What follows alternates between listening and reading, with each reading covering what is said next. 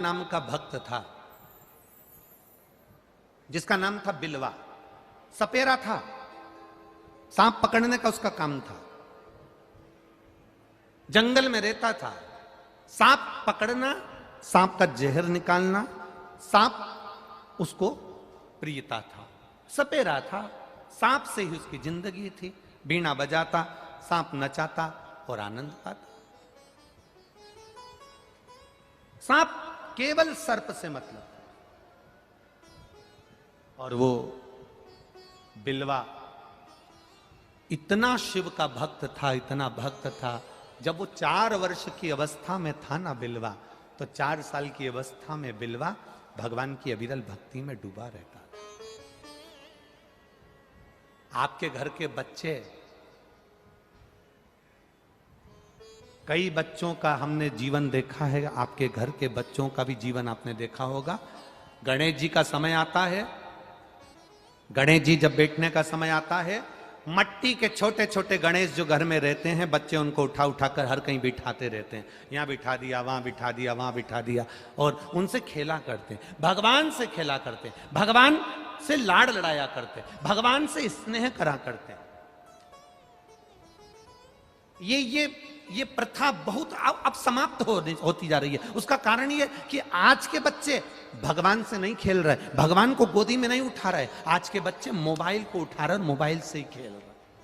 ये प्रथा अब समाप्त होती जा रही है। बच्चों को अगर भोजन करना है तो मोबाइल चालू कर कर माँ दे देती है।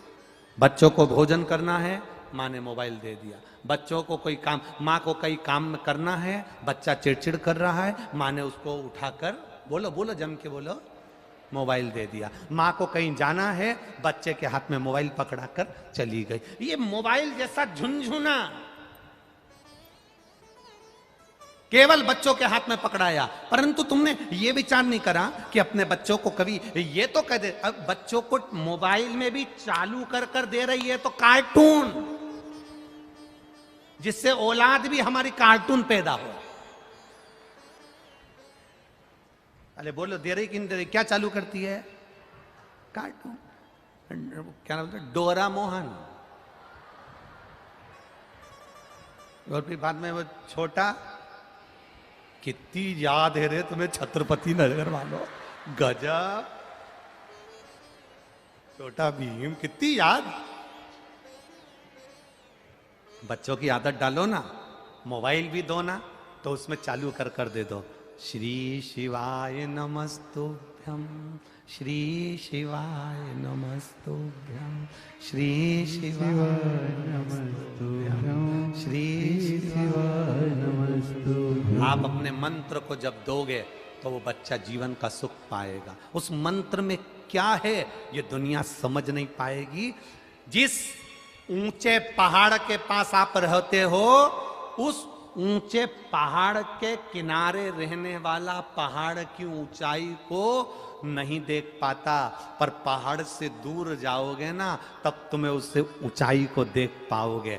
जब तक संत एकनाथ जी थे लोगों ने पहचान नहीं पाए, जब तक तुकाराम जी थे लोगों ने पहचान नहीं पाए, जब तक रामकृष्ण परमहंस जी थे लोगों ने पहचान नहीं पाए, जब तक स्वामी विवेकानंद जी थे तब तक लोगों ने पहचान नहीं पाए, जब तक नामदेव, तुकाराम, मुक्ताबाई, एकनाथ जी, ये जितने भारत के विद्वान संत, छत्रपति शिवाजी, जितने जितने हुए, इनको लोग पहचान नहीं पाए। जब ये चले गए तब लोगों ने पहचाना। आज तुम श्री शिवाय नमस्तुभ्यम को सुनकर भले गालियां दे दो, अपशब्द कह दो, शिव पुराण को अपशब्द कह दो, चाहे हमको अपशब्द कह दो, पर जब इस पृथ्वी पर से भले चले जावे तो उसके बाद में स्मरण होगा कि शिव पुराण तत्व क्या था, शंकर का मंत्र क्या था, शिव भक्ति क्या थी। चले जाएं, उसके बाद में बड़े पहाड़ के किनारे पर रहते हो ना, इसलिए पहाड़ की ऊंचाई नहीं दे सकते। जो